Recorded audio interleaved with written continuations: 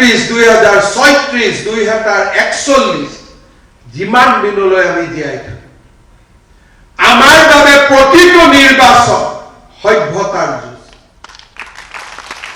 আমাৰ বাবে প্ৰতিটো নিৰ্বাচন জাতিটোক জীয়াই ৰখাৰ মহা সংকল্পৰ যুঁজ 2016 চনতো মই কৈছিলো শৰাইঘাটৰ শেষ যুদ্ধ যিমান দিনলৈ অসমীয়াই যুঁজি থাকিব সিমান দিনলৈ অসমীয়া জীয়াই থাকিব কিমান দিন যুঁজিব লাগিব যিমান দিনৰ বাবে যুঁজাৰ প্ৰয়োজন হ'ব সিমান দিন যুঁজি থাকিব শেষ আমি ক'ত আছে নাজানো কাৰণ আমাৰ পূৰ্বসূৰীৰ ৰাজনীতি কৰা ব্যক্তিসকলে অসমখন কাৰোবাক গতাই দিলে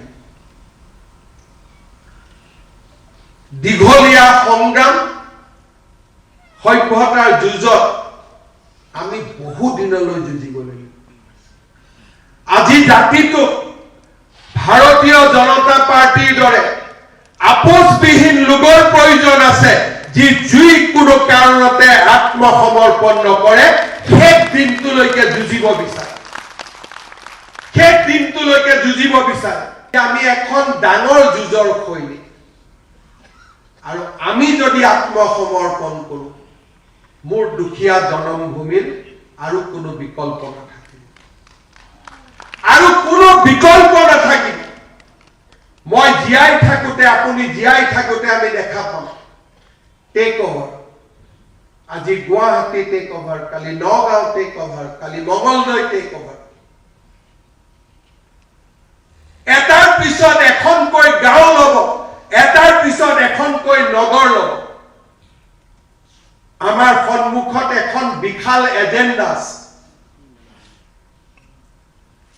আমি অসমখনত আমাৰ নৱ প্ৰজন্মৰ বাবে আমি সুৰক্ষিত কৰিব লাগিব ভাৰতীয় জনতা পাৰ্টিয়ে নিৰ্বাচন আমি জাতিটোক ৰক্ষা কৰিবলৈ সভ্যতাৰ যুঁজত যুঁজিবলৈ অৱতীৰ্ণ হ'ব লাগিব আমি ৰাজনীতিক ইমান সীমাবদ্ধ এটা দায়ৰালৈ লৈ যাব নোৱাৰো যে আমি মন্ত্ৰী হলে আমি ৰাজনীতি কৰিম আমি বিধায়ক হলে আমি ৰাজনীতি কৰিম জাতিটোক জীয়াই ৰখাৰ বাবে আমি সকলোৱে সামগ্ৰিকভাৱে যুঁজিব লাগিব কাৰণ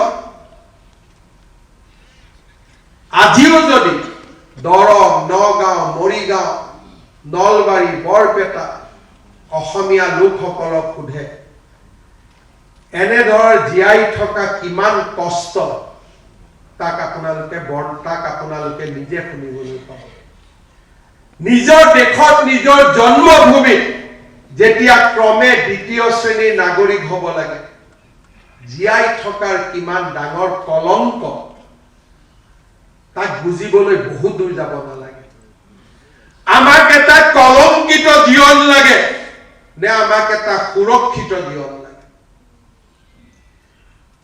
আহিবলগীয়া নিৰ্বাচন আমাৰ বাবে এই প্ৰশ্নৰ আমাক উত্তৰ দিব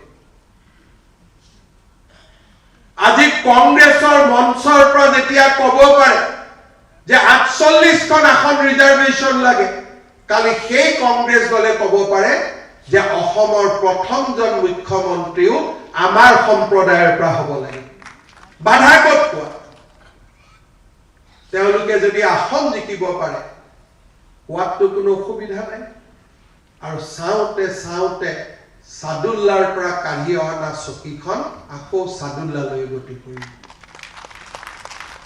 বৰদলৈয়ে সাদুল্লাৰ পৰা চকীখন কাঢ়ি আনিছিল আৰু আজিৰ অসমীয়াই আমি সাদুল্লাক চকীখন আকৌ এবাৰ পাৰি দিম আমাৰ জীৱনকালত ইয়াক আমি হ'ব দিব নোৱাৰো আৰু সেই কাৰণে আমি যুঁজিব লাগিব দৰিদ্ৰ জনগণৰ বাবে আমি কাম কৰিম মধ্যবিত্ত সমাজৰ বাবে কাম কৰিম বিকাশৰ গংগাৰে অসম মাতৃৰ চৰণ ধোৱা কিন্তু তাৰ পিছত মোৰ স্বদেশ আৰু মোৰ স্বজাতিক মই জীয়াই ৰখাৰ বাবে মই যুঁজিব লাগিব কোনোবাই যুঁজিব লাগিব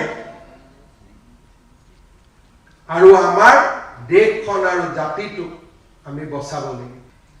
এই নিৰ্বাচনত স্বদেশ আৰু স্বজাতিৰ মংগলৰ বাবে আমি জিকিব লাগিব, সেই সংকল্প আটাইতকৈ প্ৰথম। নৱ প্ৰজন্মই মোৰ লৰাই যাতে মোক প্ৰশ্ন কৰিব নোৱাৰে যে দেউতা তুমি মুখ্যমন্ত্ৰী হৈ থাকোতে আমাৰ আজি এনেকুৱা অৱস্থা। আপোনালোকৰ লৰাই যাতে আপোনালোকক প্ৰশ্ন কৰিব নোৱাৰে তোমালোক বিজেপিত থাকোতে আজি আমাৰ জাতি মাটি ভেটি নোহোৱা হ'ল। এটা ৰাস্তাৰ মাজেৰে গৈ আছে ৰাতি 12 বজাত, একো নাই, চাৰিওফালে ঘন ঘোৰ অন্ধকাৰ।